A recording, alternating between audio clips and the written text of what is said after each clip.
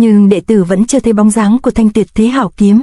Đệ tử đang tìm cách tiếp cận với gia đình của bọn họ, khi có tin tức mới con sẽ báo cho sư phụ ngay.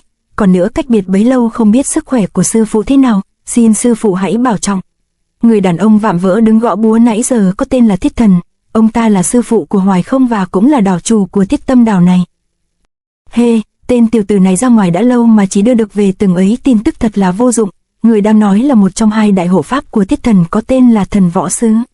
Cũng khó trách Hoài Không, người trên giang hồ muốn tìm được bộ kinh vân rất nhiều nhưng bao năm qua cũng có ai tìm thấy được y đâu. Không nhi có thể tìm được manh mối hiếm có khó gặp này, xem ra mạng của lão phu chưa tuyệt.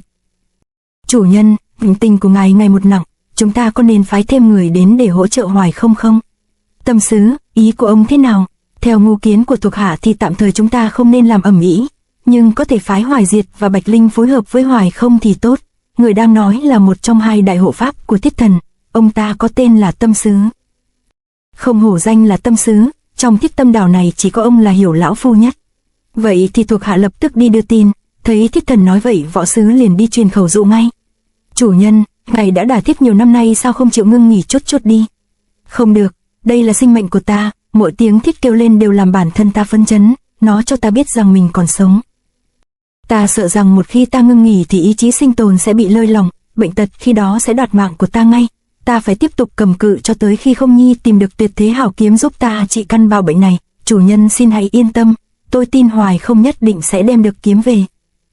Mỗi năm vào mùa này lưới cá được rất nhiều, công việc vì thế mà cũng bận rộn hơn nên chúng tôi muốn tìm một người giúp việc ngắn hạn.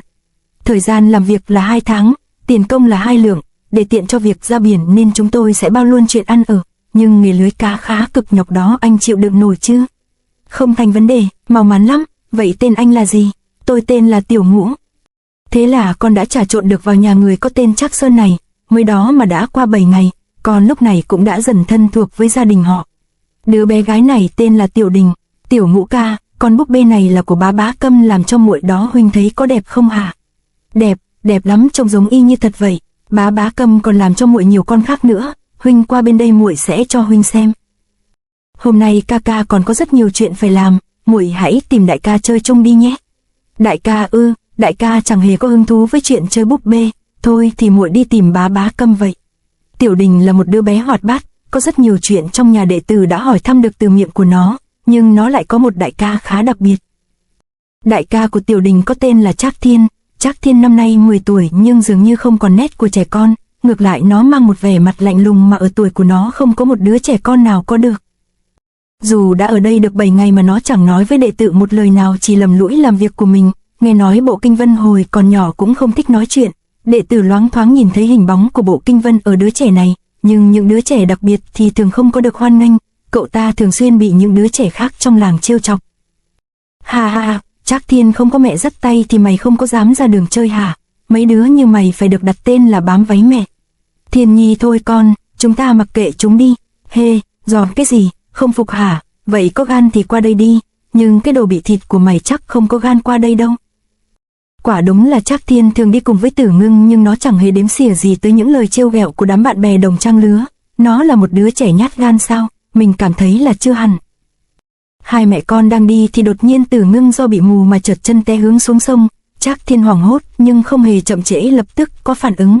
Cậu ta dùng chiếc ô trong tay để đỡ mẹ mình, lại còn thân mình thì thất thế té nhào xuống sông.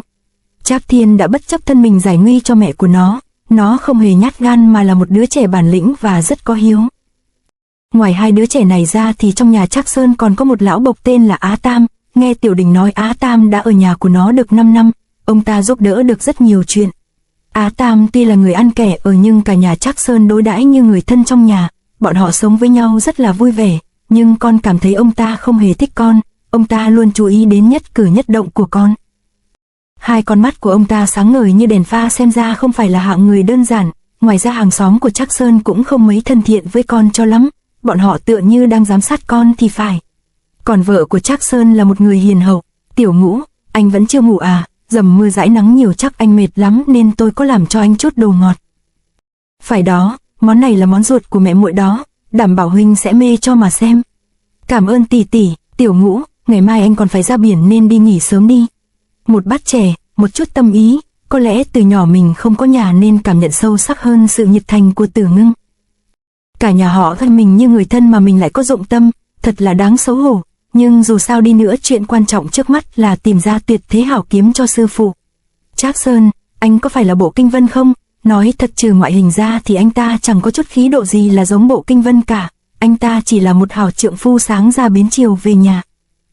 Nhưng nếu Trác Sơn là Bộ Kinh Vân thật thì cho dù không có tuyệt thế hảo kiếm, mình tin trong tâm anh ta cũng có kiếm, phải thử mới được.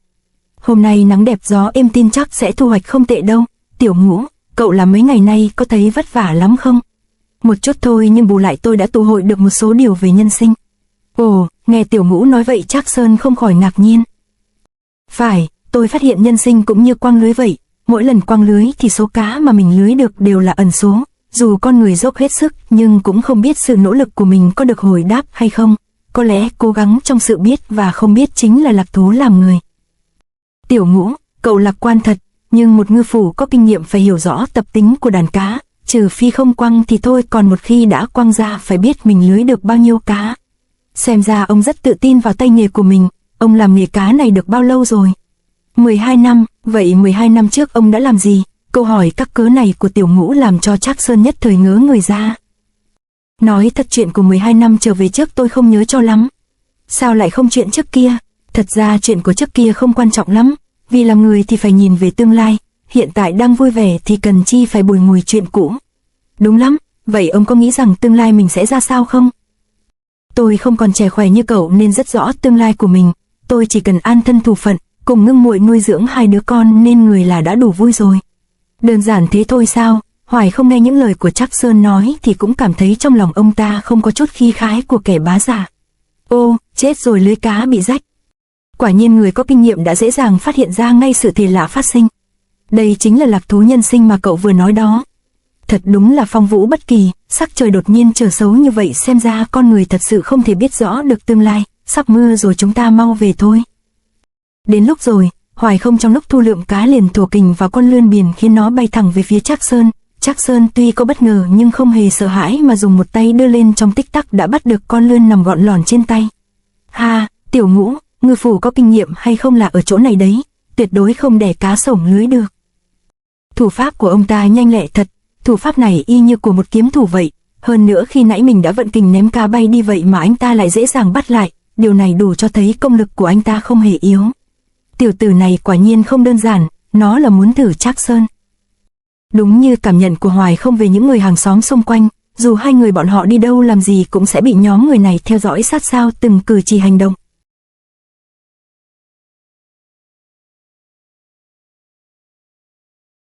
To be continued.